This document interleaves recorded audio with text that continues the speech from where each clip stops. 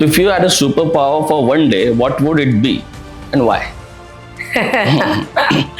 मैं super power अगर time machine मिल जाए ना चाहिए सो थोड़ा सा फ्यूचर पर आकर थोड़ा सा फ्यूचर देख सकूंगी। सो एक 21 साल बाद का 2047 का भारत देख लूंगी और फिर थोड़ा सा पीछे जाकर 62, 65, 71, 99 में जो चीज़ें हुई है उसमें कुछ अलग चीज़ कर पाऊँ तो वो चीज़ें थोड़ी सी कर पाऊँगी। 92 के रिफॉर्म्स में कुछ अलग थोड़ा सा अगर योगदान दे पाऊँगी तो वो करूँगी और दैट्स इट।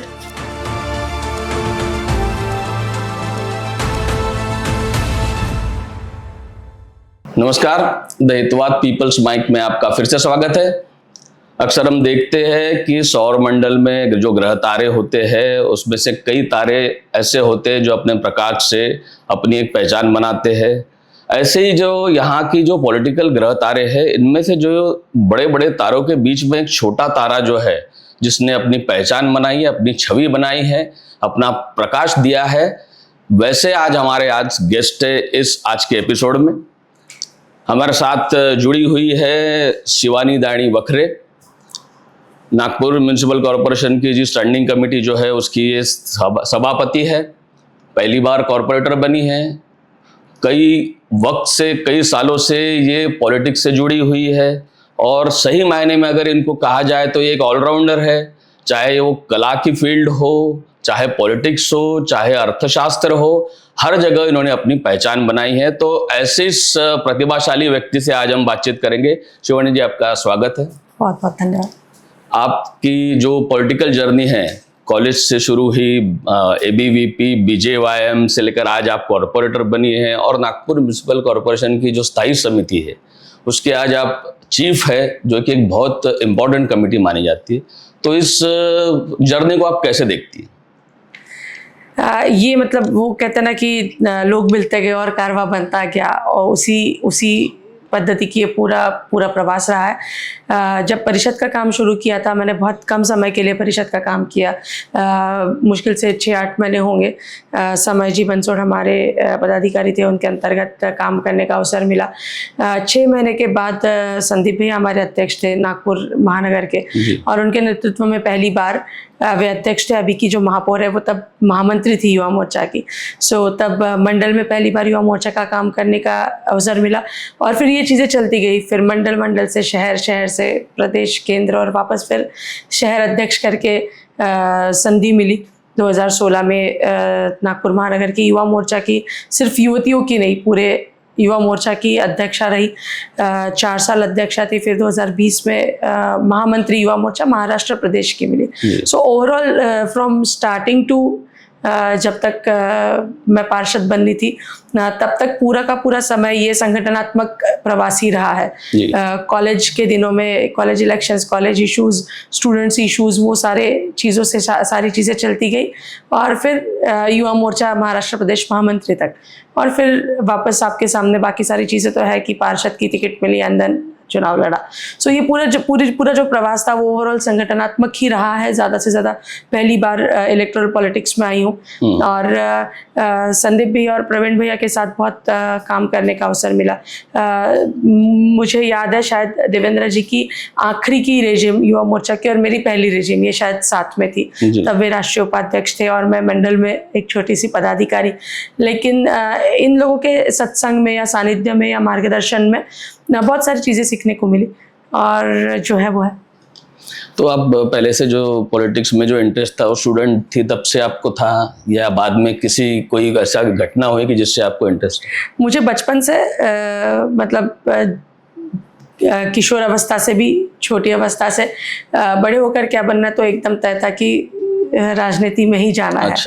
और 91-92 में शायद मैं 3 साल की होंगी तब राम जन्मभूमि का आंदोलन हुआ था और मुझे एकदम अच्छे से याद है पापा हर एक भाषण में ले जाते थे। और लाल कृष्ण आडवाणी आए थे नागपुर में, अटल बिहारी वाजपेयी, लाल कृष्ण आडवाणी, शायद लाल कृष्ण आडवाणी आए थे। और मुझे एकदम से अच्छे से याद है कि हम बाहर लगोरी खेल रहे थे और पापा ने बोला चल जायचं है, एंड स्कूटर में बैठ के पूरा दिन भर उनके साथ घूम के शाम को वापस आई और पैर में चप्पल भी नहीं थी, वो उनको भी ध्यान में नहीं आया, मुझको भी ध्यान में नहीं आया। सो भाषण सुन सुनकर बड़े हुए हैं, ये सारी चीज़ें पास से देखी है। मैं शाखा की स्वयं सेविका हूँ, स्कूल से आने के बाद पहला काम मतलब ग्राउंड में जाकर शाखा लगाना था। तो ये सारी चीज़ों के संस्कार धीरे धीरे होते गए, लेकिन पता नहीं क्यों, लेकिन पहले से राजनीति में जाने की मनीषा थी। देखिए अब कहाँ तक पहुँचते हो। तो इसमें कभी ऐसा नहीं हुआ घर वालों ने बोला कि अरे तू क्या कर रही है, लड़की है, पॉलिटिक्स में जाती है क्या? फैमिली सपोर्ट कैसा रहा? कभी भी नहीं हुआ। पिताजी और हमारे यहाँ एक तो शाखा में जाने की वजह से शाम को स्कूल से आना, शाखा जाना 7, साढ़े 7, 8 बज जाते थे। और तब का समय भी अलग था कि अगर कभी 9 भी बज जाते थे तो फ़ोन तो हुआ करते नहीं थे, लेकिन घर वालों को भी चिंता नहीं होती थी, पता था कि आ जाएगी। और तब का वातावरण भी ऐसा था कि बस्ती में का कोई भी चाचा चाचे भी मिलते तो वो भी डांटते थे, अरे चला घरी वाह। आजकल वो नहीं होता, gentle parenting and so on so fourth के चक्कर में। सो हम इस तरीके से बड़े हुए और पापा मम्मी का सपोर्ट मतलब कभी उन्होंने किसी चीज़ के लिए टोका ही नहीं। अच्छा। शायद वो प्रेशर हम पर ज़्यादा था कि ये कुछ चीज़ों के लिए बोलती नहीं, तो यहाँ पर हमने खुद रुक जाना चाहिए। मतलब 10वीं 12वीं में बहुत ज़्यादा केबल मत देख या टीवी मत देख, ये भी नहीं बोला उन्होंने बोला, और हम अच्छे पास हुए। अच्छा। 78-79% लेकर पास हुए, ठीक ही पास हुए, बहुत ग्रेट। फैमिली भी खुश। सो रोक टोक नहीं थी, लेकिन हमारे यहाँ एक दरारा युक्त भीति जला म्हणतात किंवा आदर युक्त भीति जला म्हणतात। सो वो निश्चित थी कि पापा ने थोड़ा सा आवाज भी बढ़ाया, फिर तिरछा देखा तो भी हम लोग अपने को पता चल जाता था कि आज कुछ तो भी कठिनाई है घर पे। कभी रोक टोक नहीं थी, किसी चीज़ के लिए मना नहीं किया। मैंने बहुत प्रवास किया है, शादी के पहले, शादी के बाद भी। और युवा मोर्चा की अध्यक्षा थी तो हमेशा लड़के ज़्यादा हुआ करते थे, तो माँ पिताजी ने कभी भी नहीं रोका और रादर उन्होंने सपोर्ट ही किया। और कभी वो खुद ऐसे लेने आए होंगे, छोड़ने आए होंगे, कभी नहीं। सारे मित्र लोग थे, कोई छोड़ता था, कोई लेने आता था अगर लेट हुआ तो। लेकिन सपोर्ट बहुत ज़्यादा था। और शादी के बाद, शादी के पहले अक्सर अपनी बेटियां सबको पसंद आती है, लेकिन शादी के बाद जब वो बेटी बहू बन जाती है तो चीज़ें बदलती है। लेकिन मुझे बहुत समाधान है कि शादी के बाद भी बहुत बार ऐसा हुआ है कि क्योंकि तब मैं अध्यक्षा थी जब मैं शादी हुई, तो अलग अलग इश्यूज होते हैं, पुलिस स्टेशन के मैटर्स होते हैं, आंदोलन होते हैं। हम लोग कई बार 6-6 घंटा जेल नहीं बोलेंगे उसको, लेकिन डिटेंशन में थे।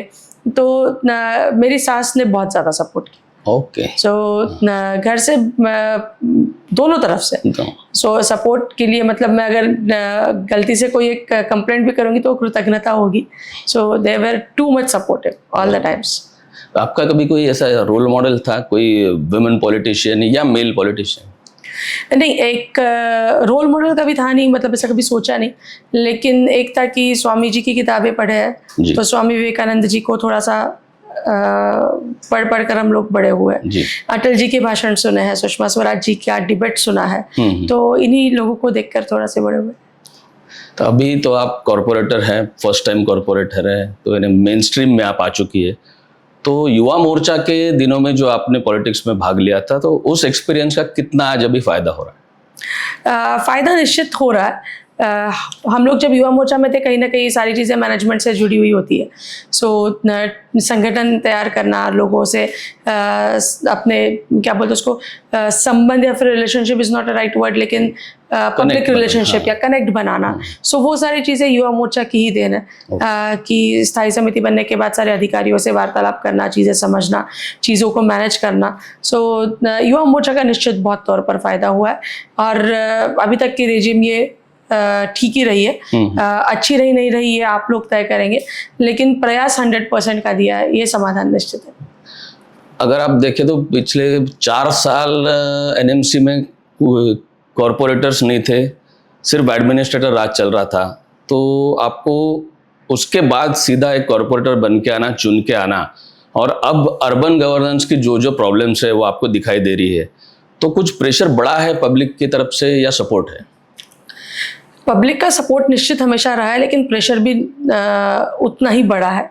और आपने एकदम यू हैव क्या कहते हैं उसको नेल्ड इट वेल कि 4 साल प्रशासक राज होने की वजह से मैं नम्रता के साथ ये बताने में मुझे कोई संकोच नहीं है, अधिकारियों को आदत नहीं है कॉरपोरेटर्स की या फिर किसी व्यक्ति की सुनने की। 4 साल में उन्होंने अपना जो अपने मन में आया वो सारी चीज़ें करी है। सो उनके लिए भी थोड़ा सा कठिन होगा और हमारे लिए तो कठिन ज़रूर था, लेकिन हम लोग उसको we are trying to bring it back to the correct position. Administration के राज में, एडमिनिस्ट्रेटर के राज में अधिकारियों को सुनने की आदत नहीं थी। बहुत सारी चीज़ें अपने मन में आई वैसी की है, बहुत सारी चीज़ें समझ में भी आई है। हमने एक एडीटीपी और ओसी का मुद्दा निकाला, मन में आए वैसे अपने मन में आए वैसी कलम घिस दी, ऐसा बोलेंगे। और अब जब हम कोई चीज़ों को पॉइंट आउट करते हैं निश्चित कागज़ पर तो we are doing it in जो डिजायर्ड मतलब जो रिक्वायर्ड वे है, लेकिन अब वो कहते हैं कि अरे पहले ओसी दिली आणि मग वायलेशन झाला। सो हाथ खड़े करने का उनका है, लेकिन बहुत सारी रेगुलरिटीज भी दिखी है, डेविएशन एंड रूल दिखे है, बहुत सारी चीज़ें दिखी है। सो हम लोग उसको ठीक करने का प्रयास कर रहे हैं, लेकिन प्रेशर पब्लिक का बहुत ज़्यादा है और हम पूरा प्रयास करेंगे कि जो प्रेशर उन्होंने हम पर रखा है उसके ऊपर हम खरे उतरेंगे और सही काम करेंगे। लेकिन अगर देखा जाए कोई भी कॉरपोरेशन हो या इसमें सिर्फ नागपुर की भी नहीं और भी होंगी कि म्यूनिसिपल कमिश्नर या जो भी ब्यूरोक्रेट्स रहे उनका और जो इलेक्टेड रिप्रेजेंटेटिव्स है हमेशा एक टसल रहा है, तो ये अभी भी चलेगा या इसको कम? हम संगठन से आए हुए लोग हैं, हमको सबसे बनाकर रखना समझता है, हम पार्टी विद डिफरेंस है जी। और मैं स्पेसिफिकली कोई टसल वसल है नहीं, काम कराकर लेना जानते हैं और हम काम करा कर लेने। And by God's grace current जो कमिश्नर है इज अ नाइस पर्सन और जो नए अतिरिक्त आयुक्त है उसमें से एक पुराने हैं, वे भी पुराने काफ़ी जानकार है। सो ही इज़ फ्रॉम नागपुर, सो उनका अनुभव और 2 अतिरिक्त आयुक्त जो IAS अधिकारी है उनकी नई एक यंग एनर्जी, इन दोनों का अच्छा ब्लेंड प्लस उनको कलेक्टरशिप का अनुभव है, वो हम लोग और बीइंग अ पॉलिटिशियन या फिर बीइंग अ इलेक्टोरल पर्सन हम लोग काम करा कर लेंगे, उसमें कोई दो राय नहीं, कोई टसल नहीं है सर। मिल बांट के अच्छा, मिल बांट कर उसको बांट को शब्द को लेना, ये एकदम साफ सुथरी स्टैंडिंग कमेटी है हमारी, लेकिन हम लोग मिलकर अच्छा काम करेंगे जी। अभी आप देख रहे हैं आपके साथ भी बहुत सारे यंग कलीग्स है, कॉर्पोरेटर्स है, आपके पार्टी के लोग हैं, तो अर्बन गवर्नेंस में यंग लोगों का पार्टिसिपेशन कितना मायने रखता है? बहुत मायने रखता है। और हम लोग हमेशा जब युवा मोर्चा में हम लोग कभी बैठक होती थी या कहीं अधिवेशन होता था तो हम लोग अक्सर बोला करते थे कि हमको संधि मिलनी चाहिए, हमको संधि मिलनी चाहिए। और जब आज पार्टी ने संधि दी है तो उसका फ़र्क हम लोग देख पा रहे हैं। मैं शायद बहुत बार कम परफॉर्म कर पाती हूँ क्योंकि बाकी बहुत सारी एडमिनिस्ट्रेशन वाली चीज़ें करनी पड़ती है, एडमिनिस्ट्रेशन में थोड़े से इन्वॉल्व होने की वजह से। लेकिन मैं देखती हूँ मेरे बाकी सारे जो 3, 4, 5 कॉलीग्स हैं जो युवा मोर्चा में भी साथ में थे, आज जब पार्षद बने हैं, उनका काम करने का, उस पॉइंट को, उस प्रॉब्लम को देखने का एक नज़रिया, काम करने की स्पीड, उसको हैंडल करने का जो एक तरीका है वो निश्चित बहुत अलग है। और टेक्नोलॉजी का उपयोग मेरी सहकारी है, उसने गूगल फॉर्म्स सब जगह बांटती है कि आपको प्रॉब्लम होगी तो स्कैन द कोड और गूगल फॉर्म्स पर आपके प्रॉब्लम्स दीजिए। मेरा और एक मित्र है, उसने एक अच्छी ऐप बनाई है। सो टेक्नोलॉजी का अच्छा उपयोग, चीज़ों को अच्छे से हैंडल करना। सो निश्चित जब यंग स्ट्रीम अर्बन एडमिनिस्ट्रेशन में आती है या फिर महानगर पालिका में आती है तो एक अच्छा एक एनर्जी, वाइब और सकारात्मक पॉजिटिविटी, टेक्नोलॉजी का उपयोग, वो सारी चीज़ें देखने को मिलती है। कुछ साल पहले जब देवेंद्र जी आमदार थे तब हमारी एक इस पे बातचीत चल रही थी यंग लोगों के पार्टिसिपेशन के बारे में, तो उन्होंने एक बात कही थी जो मुझे अच्छे से याद है कि मोस्टली यंग लोग पॉलिटिक्स को नकारते हैं, वो बोलते इसमें कोई मतलब नहीं है। जबकि देवेंद्र जी ने कहा था कि मैं उनको हर बार बताता हूँ कि हम लोग लॉ मेकर्स है और आप लोगों के लिए है, तो आप लोगों में उतनी जागरूकता होनी चाहिए कि हमसे बात करें और पॉलिटिक्स को नकारे ना। तो क्या आपको लगता है वो जागरूकता अभी आ रही है या है? जागरूकता जितनी देवेंद्र जी ने जो कहा वो एकदम करेक्ट है। जागरूकता जितनी अपेक्षित है उतनी नहीं आ रही है। मोदी जी ने भी कहा था कि बहुत बड़े पैमाने पर युवकों ने राजनीति में आना चाहिए और वो जागरूकता निश्चित तौर पर जितनी अपेक्षित है उतनी है नहीं। लेकिन यंगस्टर्स ने एकदम सिंपल है। अगर आपको कोई चीज़ में बदलाव चाहिए, कोई हम लोग बहुत बार क्रिटिसाइज करते रहते हैं कि ये ठीक नहीं है, वो ठीक नहीं है। पहले just wear those shoes and then see कि what can we do. So जो बदलाव चाहिए पहले राजनीति में आते हैं और वो मतलब घडवू शकतो आपण त्या गोष्टी.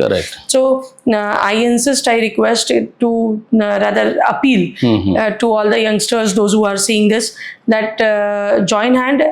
जो भी पार्टी होगी, वैचारिक मतभेद हो सकते हैं, लेकिन उद्देश्य हम सबका एक ही है कि भारत की प्रगति होनी चाहिए, हमारे राज्य की प्रगति होनी चाहिए, हमारे शहर की प्रगति होनी चाहिए. सो हमारा उद्देश्य हर एक का एक है कि हमको डेवलपमेंट की राजनीति करनी है. वैचारिक मतभेद होंगे, कोई भी पार्टी होंगी, लेकिन राजनीति में यंगस्टर्स ने आना ही चाहिए.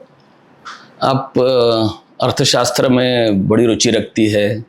मैं विद्यार्थी नहीं हूँ अर्थशास्त्र जी, तो फाइनेंस के बारे में आपकी जानकारी बहुत अच्छी है. आपकी मनी भी जो है उसमें, और बजट के ऊपर आपके प्रोग्राम जो होते रहते थे, अभी भी होते हैं. तो इन सबका जो निचोड़ है वो आपको इस बार के बजट में, एनएमसी के बजट में लाने का मौका मिला? निश्चित, लेकिन मैं ये बहुत नम्रता के साथ स्वीकार करती हूँ, बजट पढ़ना और बजट बनाना ये तो अलग ही चीज़ें होती है. और मैंने 2010 से बजट की पढ़ाई शुरू की. 10,80,000 करोड़ का बजट था तब. यूनियन बजट हम लोग का जिस दिन बजट प्रस्तुत होता है उसी दिन शाम को एनालाइज करने का एक छोटा प्रयास हम लोग नागपुर करों के सामने करते हैं. आज उसको 15-17 साल हो गए. बीच में 1-2 साल कोविड के गैप पड़ी थी. सो 15-1 साल से हम लोग हर साल बजट का प्रस्तुतिकरण कर रहे हैं. लेकिन वो बजट पढ़ना और ये बजट बनाने में बहुत फ़र्क है. लेकिन बिल्कुल बहुत ज़्यादा उसका फ़ायदा हुआ है. टर्मिनोलॉजी हो या फिर कॉन्सेप्ट हो या फिर एक दिशा हो, ये सारी चीज़ों का निश्चित तौर पर उसका फ़ायदा मिला है. और प्रयास किया है कि इस बार बजट जो रखा है वो एक सही दिशा में हो. कैपिटल एक्सपेंडिचर पर फोकस किया है. कैपेक्स ज़्यादा होना चाहिए, रेवेन्यू एक्सपेंडिचर कम होना चाहिए. हमारे कौन से खर्चे किस किस दिशा में जाने चाहिए, सो हमने वो प्रयास किया है. हमेशा एक बात होती है कि बजट में कि नंबर्स तो बड़े दिखते हैं, लेकिन फिर पैसा आएगा कहाँ से, ये सवाल पूछा जाता है. अपोजिशन तो हमेशा पूछेंगे, पर पब्लिक को भी ये जानना रहता है कि ऐसे कौन से सेक्टर्स है, नए सेक्टर जिसको आप टैप करना चाहेंगे? 2 चीज़ें, मतलब हमने, अगर आपको याद होगा कि बजट की शुरुआत ही करी थी, जो बेसिक उसकी प्रस्तावना करनी पड़ती है 2-3-4 मिनट की, बजट की शुरुआत ही करी थी की महानगरपालिकेला येणारे नवे उत्पन्नाचे स्रोत. So we started the speech with this topic only कि यहाँ खर्चा हुआ, वहाँ खर्चा हुआ, ठीक है, लेकिन पहले पैसा आएगा कहाँ से, इस पर बात कर सकते हैं. एकदम शॉर्ट में बताती हूँ कि नागपुर महानगरपालिका का मेन सोर्स ऑफ इनकम तो हमारा प्रॉपर्टी टैक्स है. फिर प्रॉपर्टी टैक्स के बाद हम लोग पानी से अगर कुछ पैसा बचा सकते हैं, हम लोग हमारे पास हम जो होर्डिंग्स लगाते हैं वहाँ से कुछ पैसा बचा सकते हैं. हम जब प्लान सैंक्शन करते हैं, जो डिमांड रेज करते हैं, वहाँ से जो पैसा आता है, प्लान सैंक्शनिंग का पैसा, देन मुद्रांक शुल्क में हमारा कुछ थोड़ा बहुत शेयर होता है. सो ये सारे हो गए छोटे छोटे इनकम के अलग अलग सोर्सेस. उसके बाद हमारा जो शेयर होता है जीएसटी का, जो हमको सेंट्रल स्टेट से हमको जो मिलता है. सो क्योंकि वो हमारा पहले एलबीटी और ऑक्ट्रा हुआ करता था, then that is coming through indirect way. So वो एक मेन सोर्स ऑफ इनकम हमारा प्रॉपर्टी टैक्स और बाकी सारी चीज़ें जो मैंने गिनाई और 1-2 छूट गई होगी. हम लोग ने इस सारी चीज़ों को थोड़ा सा स्ट्रीमलाइन करने का प्रयास किया कि पैसा और कहाँ से ज़्यादा आएगा. फिर हमारे यहाँ पर अभी जायका का काम चल रहा है या अमृत का काम चल रहा है. पोरा नदी पर अमृत का, पीली नदी और नाग नदी पर जायका का. सो यहाँ से जो पैसा आएगा वो भी सिटी में स्पेंड होगा. सिटी की सीवर लाइन ही उसमें से सुधरेगी. सो इस टाइप के करके वो पूरा बजट बनता है. इसमें हमने 2-3 चीज़ें नहीं करी है. एक कि हमने डक्ट पॉलिसी नाम की एक चीज़ लाई कि डक्ट पॉलिसी हमारे यहाँ पर 2015 में एक डक्ट 1200 किलोमीटर का डक्ट गया था, जिसमें कुछ 24 नॉट्स थे. अभी हम लोग वो 24 पर रेस्ट्रिक्ट ना रहते हुए 196 के 3 केबल डाल सकते हैं क्या? So we are trying that. वापस खोदने की जरूरत नहीं पड़ेगी, आप डरिएगा मत, फिर शहर नहीं खोदने वाला. But we will be using कि हम डक्ट पॉलिसी लाकर जितने भी हमारे यहाँ के टेलीकॉम ऑपरेटर्स है या फिर इवन जो कालांतरानी, नॉट एग्जैक्टली आज करके आज ही होगा, लेकिन जो हम जमीन के ऊपर का जो नेटवर्क देखते हैं, तारों का नेटवर्क देखते हैं, वो भी हम जमीन के नीचे डाल सकते हैं क्या? सो डक्ट पॉलिसी के माध्यम से आज आज नहीं लेकिन 5 years डाउन द लाइन हम लोग 3 digit इन crores में हम लोग रेवेन्यू एक्सपेक्ट कर सकते हैं. So that is one source of income which we have planned. Second thing जो 2015 में डली थी जिसके ऊपर अभी उसको कोई मोनेटाइज नहीं कर रहा, so we will be monetising that. Second thing हम लोग प्रॉपर्टी टैक्स में छोटी छोटी चीजें होती है, प्रशासक काल में क्यों इसके ऊपर सोचा नहीं, मुझे नहीं पता, शायद करना नहीं होगा, व्हाटएवर. हमारे यहाँ पर प्लान सैंक्शन करता है एक डिपार्टमेंट, प्लान सैंक्शन डिपार्टमेंट करता है, रजिस्ट्री करता है IGR जी. रजिस्ट्री जब होती है तो रजिस्ट्री के बाद उस पर प्रॉपर्टी टैक्स चढ़ेगा महानगर पालिका का. सो अभी तक जब रजिस्ट्री लगती है तो महानगर पालिका को केवल एक नंबर मिलता था जिसके ऊपर महानगर पालिका संपर्क करती थी और बोलती थी आप आपका म्यूटेशन करा दीजिए ताकि आपके नाम से प्रॉपर्टी टैक्स चलेगा. लेकिन अगर फिर वो कोई करता था, कोई नहीं करता था, और फिर उसके पीछे हमारे पास स्टाफ भी कम रहता था, तो हमने अभी IGR से बात करी, बावनकुरे साहब को हमने रिक्वेस्ट करी, हमने तुरंत मीटिंग लगवाई.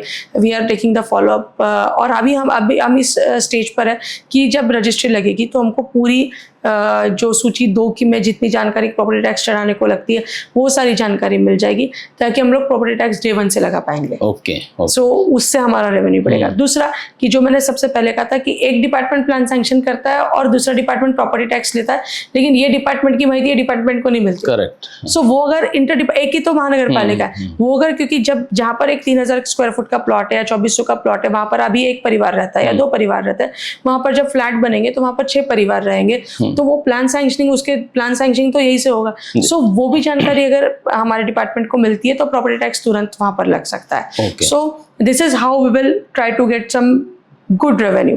अभी हम लोग ने प्रॉपर्टी टैक्स बढ़ाया नहीं है क्योंकि जो प्रामाणिकता से टैक्स भरते हैं उनके ऊपर वापस बोझा देकर कोई मतलब नहीं है. जो नहीं भरते उसके लिए हम लोग ये 2-3 चीजें कर रहे हैं. हमने एक प्रायोगिक तत्व पर लक्ष्मीनगर जोन में एक GPS माउंटेड, GIS माउंटेड हमने एक गाड़ी घुमाई थी जिसमें लीडार और बाकी सारी टेक्नोलॉजी थी. उसके माध्यम से हमको 20,000 नई प्रॉपर्टी मिली थी कि जिसमें डेविएशन कि जिन्होंने बोला था कि जिनका घर चल रहा है कि फॉर एग्जाम्पल कि आप सयाजी होटल देखेंगे, उसके पहले वहां पर पायोनियर का ऑफिस हुआ करता था. वो गाड़ी घूमने के पहले हमारे यहाँ पर वही रजिस्ट्रेशन था कि वहां पर 2 ही मंजिल की बिल्डिंग है. सो तब तक वो पता ही नहीं था. सो हमने गाड़ी घुमा कर हमको 20,000 प्रॉपर्टीज मिली. सो एक जोन में. सो अभी हम उसको ऑल अक्रॉस द सिटी करेंगे कि जहाँ पर डेविएशन इन प्रॉपर्टी है. क्योंकि अगर एक जगह पर दूसरा कोई कंस्ट्रक्शन बनता है सेम कि IGR जब बताएगा तब, प्लान सैंक्शनिंग जब होगा, जब पता चलेगा तब तक तो प्रॉपर्टी टैक्स डिपार्टमेंट को रेवेन्यू नहीं मिल रहा. सो विद दिस व्हीकल प्रयास कर रहे हैं हम लोग, होर्डिंग्स की नई साइट्स ढूंढ रहे हैं की ताकि वहां पर हम लोग हमारा शहराचा विद्रुपीकरण नहीं झालं पाहिजे. जो हम भी उसमें दोषी है. हमने भी होर्डिंग्स लगाया है कि चाहिए तो वो 10 by 10 के हम लोग लगा लो, लेकिन उसको एक थोड़ा सा रेगुलराइज कर सकते हैं क्या, उसको हम लोग कुछ शुल्क लेकर एक स्पेसिफिक साइट्स डिजाइन डेजिग्नेट कर सकते हैं क्या कि जिस पर वो होगा. सो वहां से हमारा रेवेन्यू बढ़ेगा. हमारे होर्डिंग्स के जो रेट्स है वो भी पूरे बाकी हमारे सेम साइज ऑफ महानगर पालिका से बहुत कम है. So we will be raising those rates also. So हम लोग छोटा एक प्रयास कर रहे हैं कि हमारे पास पानी, हमारा खुद का पानी है. हम लोग 750 mld पानी हम शहर को देने के बावजूद भी हमारे पास कुछ पानी बच सकता है. दुपकाले में नहीं बचता. दुपकाले में तो हम 780 mld तक भी हमने वहाँ से पानी का इस्तेमाल किया था. सो हम लोग बॉटलिंग प्लांट लगा सकते हैं क्या, सारे सरकारी ऑफिस में हमारा ही पानी हम लोग वहाँ से इस्तेमाल करें. हम लोग ये जो ADTP और बाकी सारे चीज़ों के हमने बात करी. हमने विधानसभा में माननीय प्रवीण जी दटके जी के माध्यम से हमने वहाँ पर विषय रखवाया था. हमने DPC में भी ये विषय रखा क्योंकि DPC में माननीय महापौर रहती है, हम भी रहते हैं. सो हमने OC लेना कंपलसरी किया ताकि वहां से हम लोग को तरीके का रेवेन्यू है. हम लोग ने NIT को बोला कि अगर आप लेआउट्स हमको हस्तांतरित करेंगे तो उस पर प्लान सैंक्शन के अधिकार भी हमको चाहिए. तो हम लोग प्रयास कर रहे हैं कि कहाँ से रेवेन्यू, क्योंकि वो मेरा क्षेत्र है. मुझे आप लोगों ने भी वही पहचान करा कर दी कि इसको थोड़ा बहुत फाइनेंस समझता है. सो अगर ये सारी चीजें नहीं करेंगे तो हम क्या करेंगे. सो हर एक we don't want to keep any stone unturned. So हर एक वो प्रयास और रेवेन्यू जनरेशन के और भी आपके माध्यम से भी अगर कोई सुझाव होंगे तो दर्शक भी आप दीजिए. आप पत्रकारिता इतने सालों से कर रहे हैं, अगर कुछ होंगे तो निश्चित हमें बताइए. जो चीज़ें करने लायक होगी उस पर हम लोग ज़रूर काम करेंगे. ये सोर्सेस ऑफ इनकम के अलावा एक और भी है कि नागपुर का जो हिस्टोरिकल इम्पोर्टेंस है, तो सिटी टूरिज्म कोई कंसेप्ट आपने कुछ सोचा है?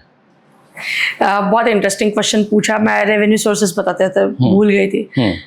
नागपुर के पास में पेंच और ताड़ोबा जाने के लिए सब लोग आते हैं, लेकिन एक रात रुकते हैं और दूसरे दिन वो सफारी के लिए चले जाते हैं, या फिर मॉर्निंग इवनिंग मतलब सुबह के तुरंत ही सफारी के लिए वहाँ चले जाते हैं। हम लोग नागपुर में जब हम भी हमारे अभी लोग आते थे, पहले पूछते थे कि नागपुर का है बघण्यासारखं, सो हम भी कुछ तरीके का बता नहीं सकते थे, लेकिन now after Yuva Morcha and the experience and बाकी सारी चीज़ें, हमको ये पता चला कि बहुत सारी चीज़ें कि जो हम नागपुर में कर सकते हैं। सो दो चीज़ों पर हम लोग फोकस कर रहे हैं। एक कि आने वाले 11 तारीख को मारबत फेस्टिवल है, so we are trying to make that Marbat festival as international festival. प्रयास करेंगे, आज नहीं होगा, कल होगा, कल नहीं होगा, परसों होगा, लेकिन 2-4-5 साल डाउन द लाइन निश्चित तौर पर वो दुनिया के नक्शे में हम लोग देखते हैं कि स्पेन का टोमेटिनो फेस्टिवल देखने के लिए लोग जाते हैं, या फिर सॉरी फ्रांस का स्पेन ही ना, हाँ, देन बार्सिलोना का एक बड़ा सा कार्निवल होता है। सो ये सारे फेस्टिवल्स देखने के लिए लोग जाते हैं, तो लोग 5 years down the line Marbat festival देखने लिए भी आएंगे, क्योंकि that is one of its kind, वो और कहीं होता नहीं है। देन हम लोग दूसरा कर रहे हैं कि हम लोग नागपुर में सावजी फेस्टिवल भी करेंगे। सो सावजी की हमारी पहचान है, सावजी हमारा बुनकर, हमारा नागपुर जो नागपुर बुनकर जो है वो हमारी पहचान है। सो वो एक फेस्टिवल करेंगे। और आपने जो पुरानी वास्तुएं का उल्लेख अभी जो किया, हम लोग एक प्रयास कर रहे हैं कि हम लोग एक बुकलेट बनाने की प्रक्रिया हमने शुरू कर दी है।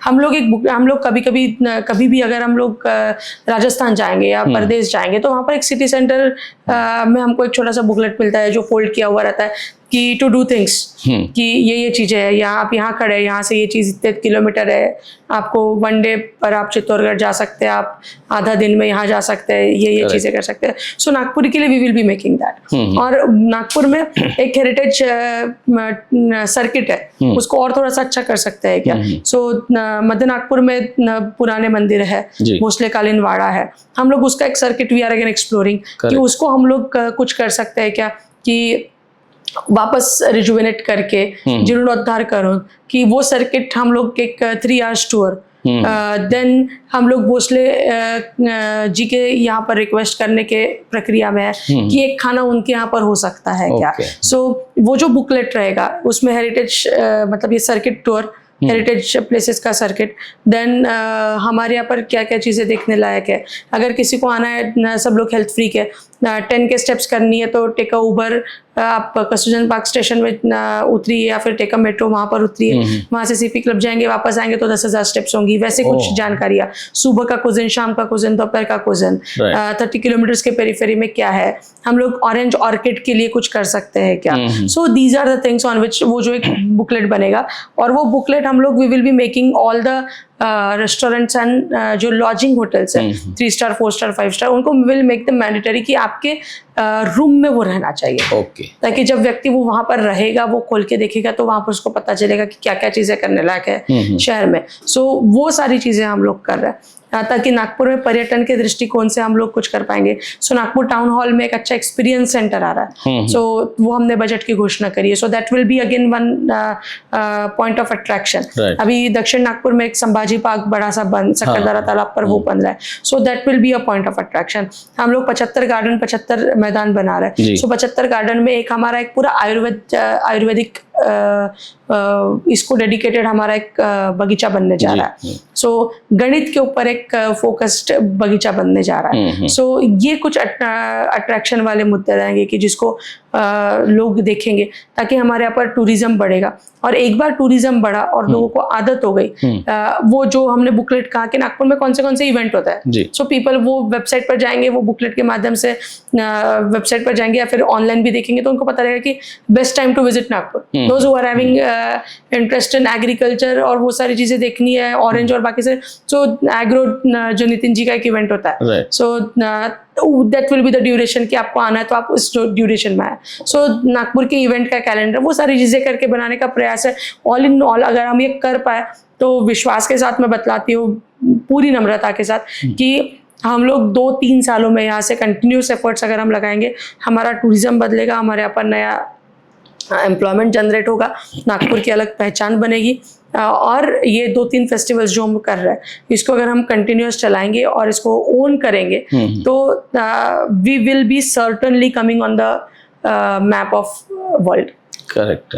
इसमें एक मर्चेंडाइज का भी एक ये एडिशन हो मैंने सकता है? सर हमने बताया नहीं, क्योंकि हम उसकी भी प्रक्रिया हम लोग we are in that process. Nagpur Mahanagar Palika के प्रीमाइसेस में वो उसका एक पहला हम लोग शोरूम का या फिर ओहो। क्या बोलो उसको आउटलेट करेंगे, जिसमें से T shirts, tote bags, then badges, magnets, Magnets। क्योंकि हम हर शहर में जाते हैं तो उस शहर का मैग्नेट फ्रिज पर लाकर लगाते हैं।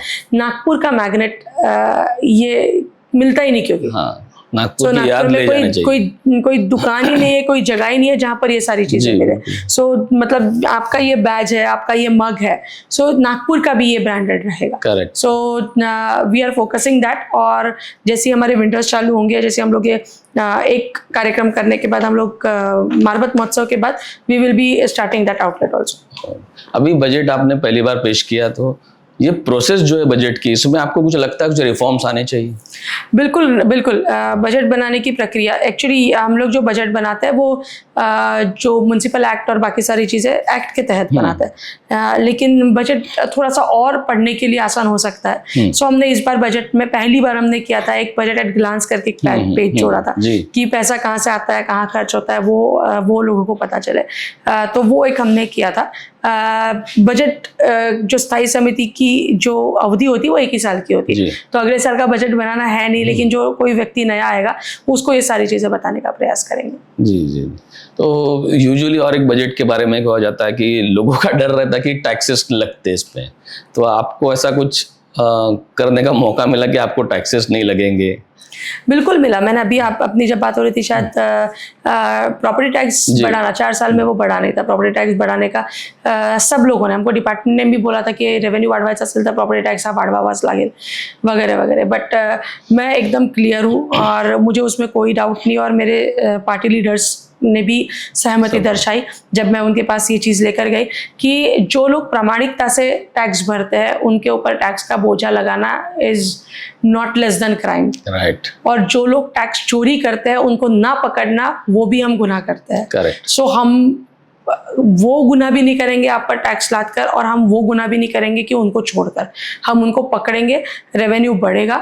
हम जो जो तरीके होते हैं टैक्स चोरी पकड़ने के तरीके से टेक्नोलॉजी का उपयोग करके वो हम करेंगे। हम रेवेन्यू बढ़ाएंगे जो डिपार्टमेंट की अपेक्षा थी, और अगर डेवलपमेंट के काम करने हैं तो हमको पैसा लगता है जो यहीं से आना है। सो हम लोग कोई अतिरिक्त टैक्स नहीं लगाएंगे, हम लोग टैक्स की चोरी पकड़ेंगे और हम लोग रेवेन्यू भी बढ़ाएंगे। सो गोइंग अहेड, क्या फाइनेंशियल चैलेंजेस देखती है आप एनएमसी के लिए? हमने खुद के रेवेन्यूज़ बढ़ाने चाहिए। और हमने जीएसटी निश्चित वो हमारा ही एक शेयर है, लेकिन हम लोग का जैसे हमने 900 करोड़ का 800 करोड़ का अमृत का होगा या 1500 करोड़ का हम लोग जायका है, ये सारे जो बड़े बड़े प्रोजेक्ट्स आते हैं जिसकी वजह से हमारा टोटल साइज भी बढ़ता है। सो हम लोग स्वावलंबी बने, हमारे खुद के रेवेन्यूज़ बढ़ाए।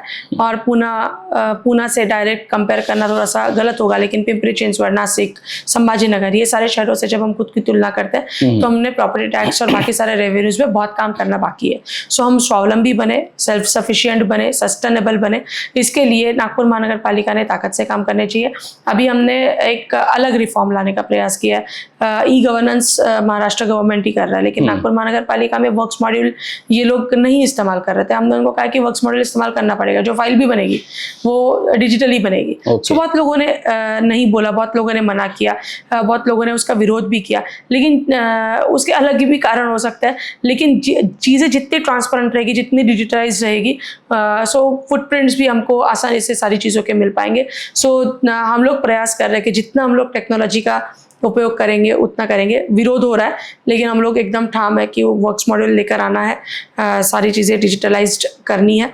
नागपुर महानगर पालिका का खुद का डेटा भी डिजिटलाइज करना है, सो वो भी एक बड़ा चैलेंज है।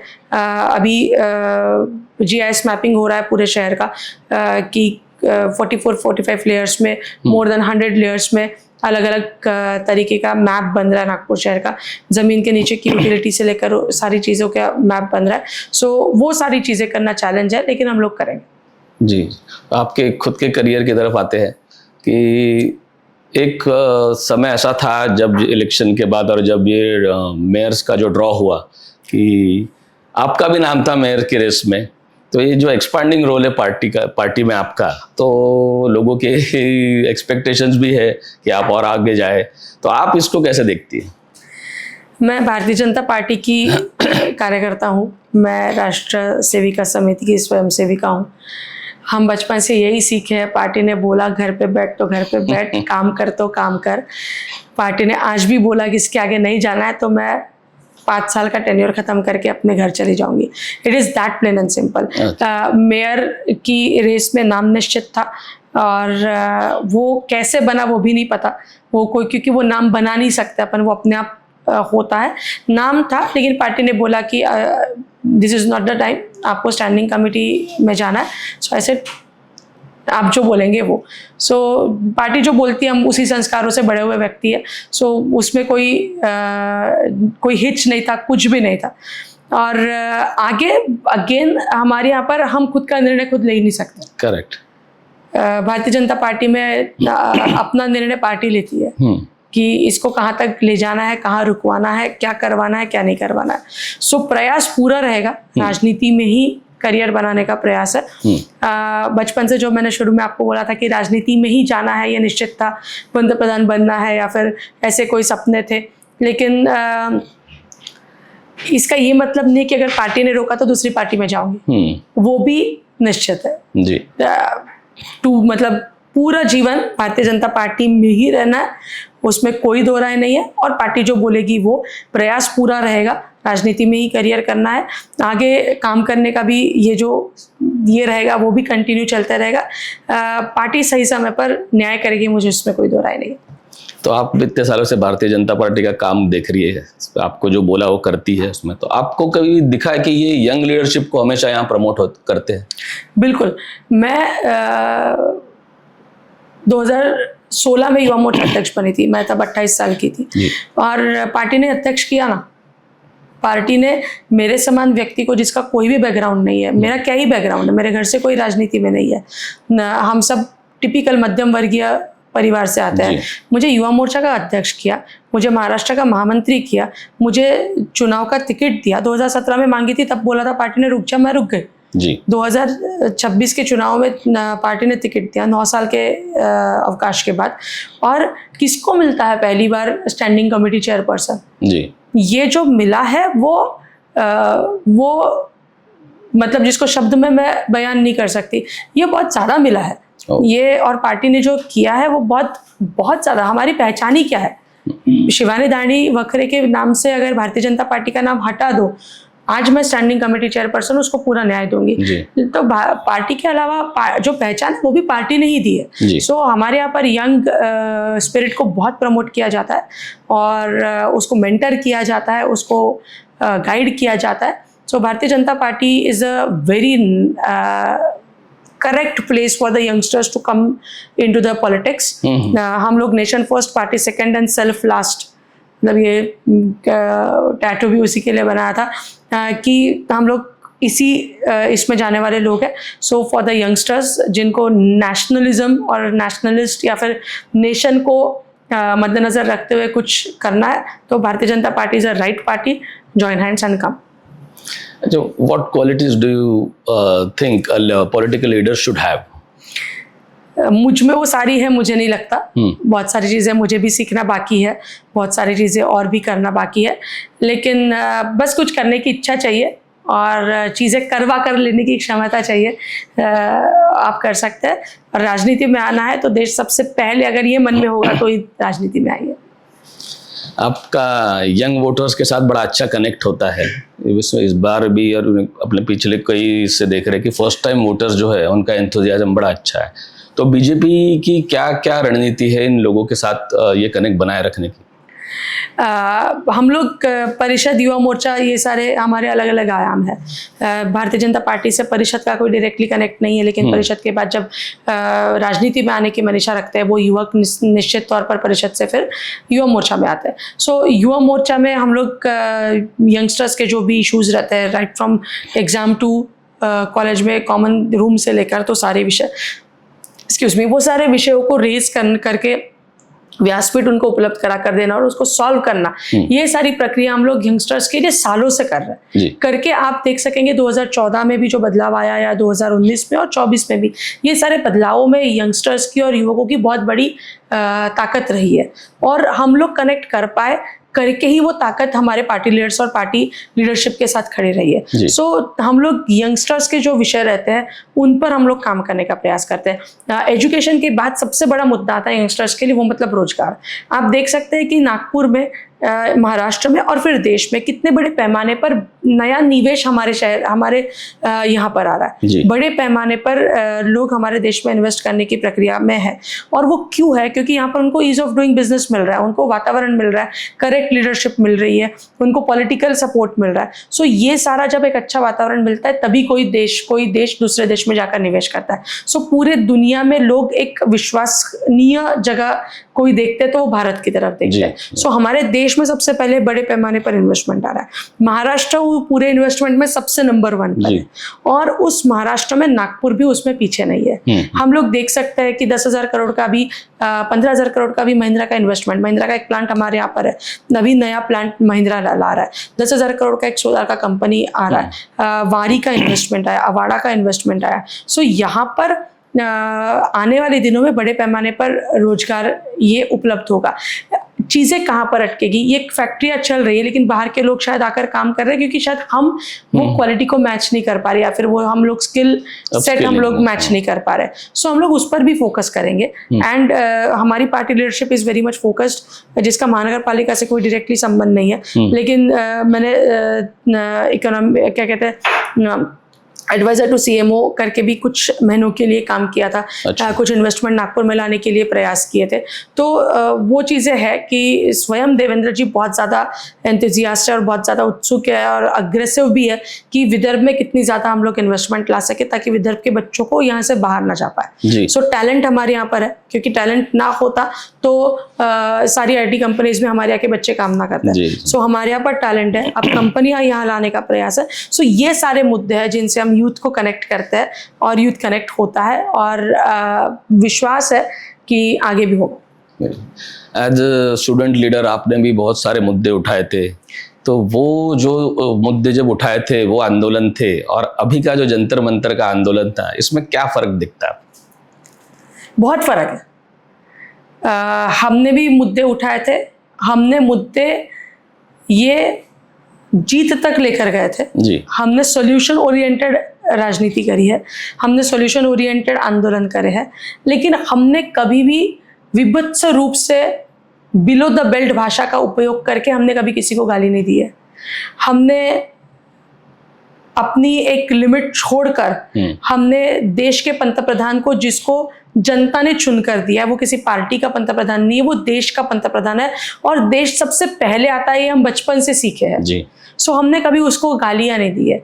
एक विभत्स रूप जो हमको देखने को मिला वो हमारे आंदोलनों में कभी नहीं था। हमने भी लाठियां खाई है, हम भी डिटेन हुए हैं, हम पर भी 40-40 केसेस लगी है और हमारा जीवन, हम एक आंदोलन नहीं किए जीवन में, हमने कई आंदोलन किए, हमने कई पुतले फूके, हमने कई बार, लेकिन इसका विश्वास है कि हमने सॉल्यूशन ओरिएंटेड आंदोलन किए, हमने सॉल्यूशन दिया और सॉल्यूशन जब तक आता नहीं तब तक हमने उस चीज का पाठ पुरावा भी किया। सो ये आंदोलन में बहुत ज्यादा फर्क है।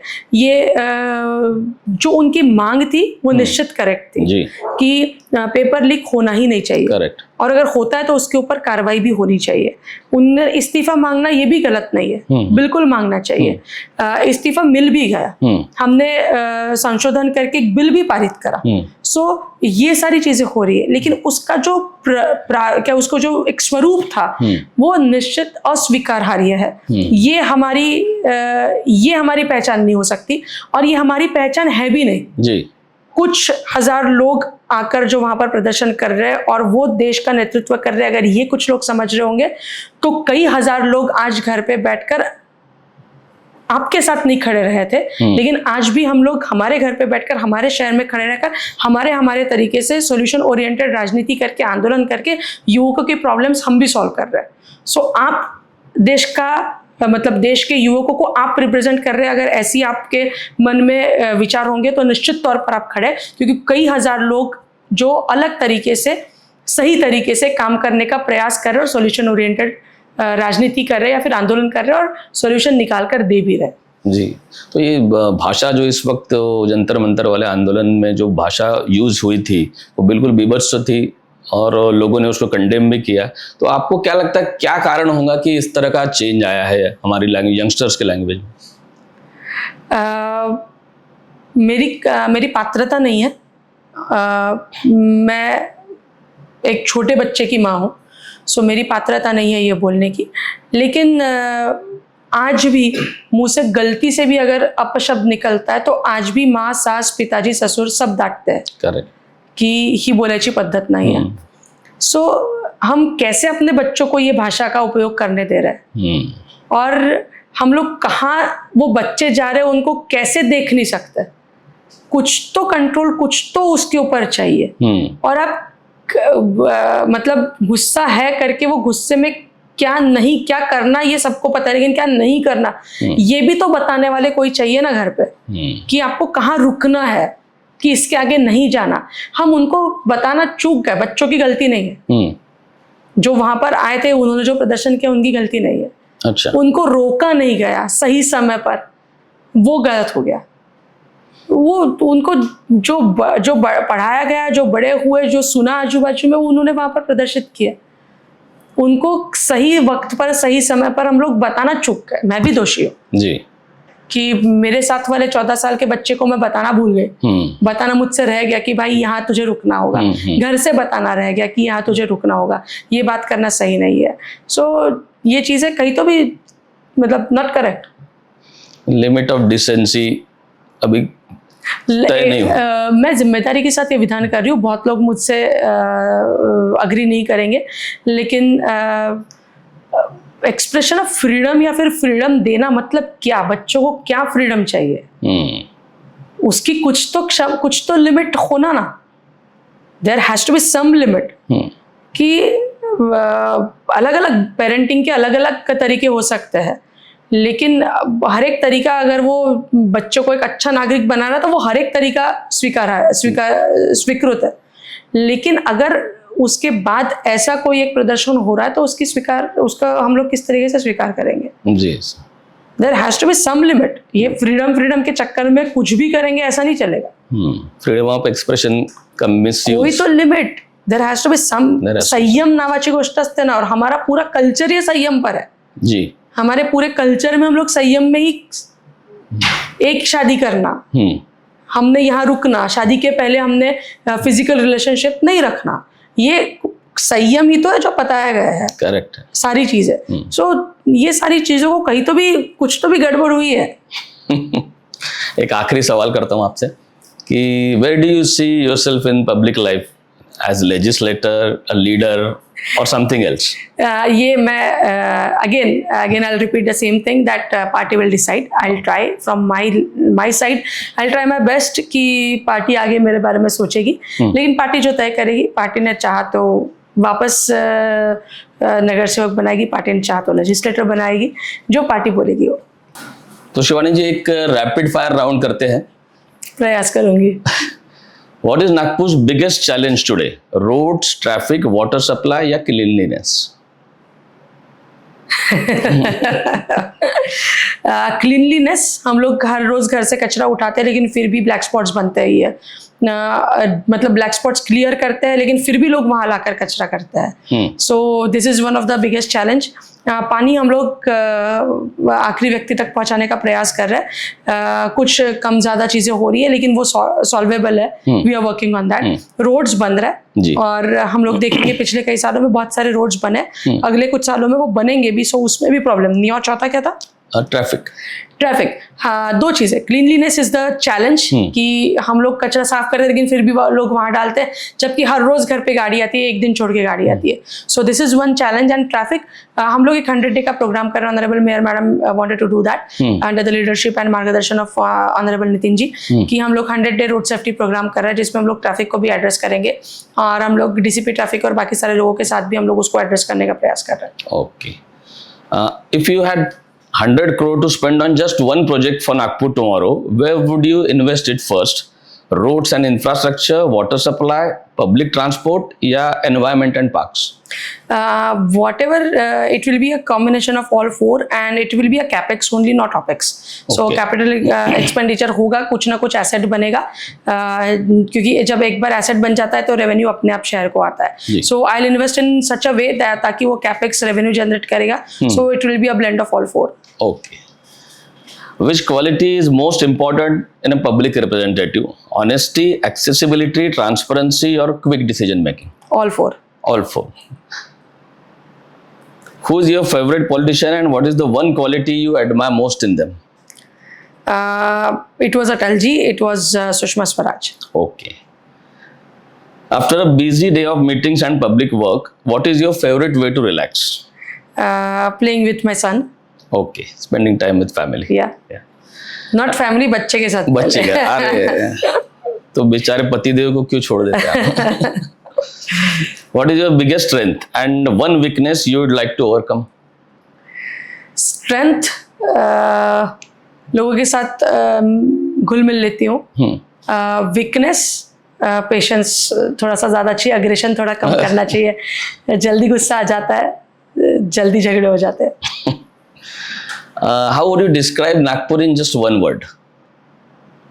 Peaceful city. Peaceful city. What is one quote or life mantra that you live by?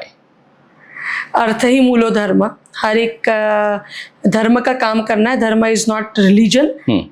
धर्म का काम करना है, मतलब देना. धर्मशाला जो होती है कि घर पे अगर एक्स्ट्रा जगह है तो वो देने के लिए, किसी को रहने के लिए इस्तेमाल करना. धर्म का दवा खाना. सो धर्म का काम करना है तो अर्थ चाहिए जी. और अर्थ सही मार्ग से हमको कमाते आना चाहिए. Okay. So that is what.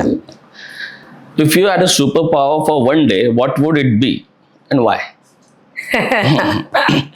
मैं सुपर पावर, अगर टाइम मशीन मिल जाए ना चाहिए, सो थोड़ा सा फ्यूचर पर आकर थोड़ा सा फ्यूचर देख सकूंगी. सो एक 20 साल बाद का 2047 का भारत देख लूंगी. और फिर थोड़ा सा पीछे जाकर 62, 65, 71, 99 में जो चीज़ें हुई है उसमें कुछ अलग चीज़ कर पाऊँ तो वो चीज़ें थोड़ी सी कर पाऊँगी. 92 के रिफॉर्म्स में कुछ अलग थोड़ा सा अगर योगदान दे पाऊँगी तो वो करूँगी. और that's it. Which Nagpuri lingo do you use the most in your daily life? या स्लैंग भी, लोकल स्लैंग भी चलेगा. माहौल, I use it frequently. So that I use. And जो अनपार्लियामेंट्री वर्ड है भैताड़, दैट इज मोस्ट कॉमन. वो तो कॉमन पार्ट है नागपुर का. अच्छा, ये ऑलराउंडर है आप, राजकारण करती है, समाजकारण करती है, तो लोग खुश है, पब्लिक आपके वार्ड की पब्लिक खुश है. एज ऑफ नाउ घर वालों के लिए क्या क्या करती? खाना वाना बनाती है तो वो खुश रहते हैं या नहीं? ये गलत व्यक्ति से क्वेश्चन पूछा, घर वालों को पूछना चाहिए. बट प्रयास करती हूँ. खाना बनाना आता है, लेकिन खाना बनाने का समय नहीं मिलता. लेकिन बेटा जब बोलता है कि ये खाना है तो उसके लिए फिर सब समय निकाल कर कैसे ना कैसे बनाने का प्रयास करती हूँ. घर पे आकर उसके साथ, क्योंकि जब मैं निकलती हूँ तो बहुत बार वो उठता भी नहीं है. Okay. सो बहुत बार सुबह मुलाकात नहीं होती, सीधी एक बार रात को ही मुलाकात होती है. तो सुबह अगर थोड़ा सा 8, 8:30 तक घर पर रुक पाऊँ तो मैं प्रयास करती हूँ ताकि उसकी एक बार मुलाकात होगी. और फिर घर पहुँचते पहुँचते लेट हो जाता है. तो रात को घर पे पहुँचने के बाद थोड़ा सा 1 आध घंटा फ़ोन एयरप्लेन मोड पर डालकर उसके साथ थोड़ा होमवर्क देख लिया, वो सारी चीज़ें कर ली, वो करती हूँ. बिकॉज अभी मेन परिवार में एक है कि बेटा एंड सास ससुर, निश्चित थोड़ा सा बहुत देखना, तो थोड़ा बहुत समय कम मिल पाता है. लेकिन I am really fortunate to have my mother in law.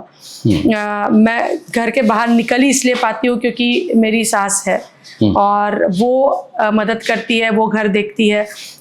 वो मेरे बेटे को जो कुछ भी आता है उसका 80% श्रेय या 70% श्रेय मेरी सास को है, 20% पति को, और फिर जो 5-1%, 10% मेरे बचेगा वो मेरा है. सो घर पे मतलब मैं मम्मी को बहुत बार बोलती हूँ कि तुला अशी सून मिळाली असती तू कदाचित नसती नांदवली. So she is taking care, that's why I can roam out. Budgetary allocation यहाँ भी आपने अच्छे से किया है. Looks like. Thank you Shivani ji. Thank you very much.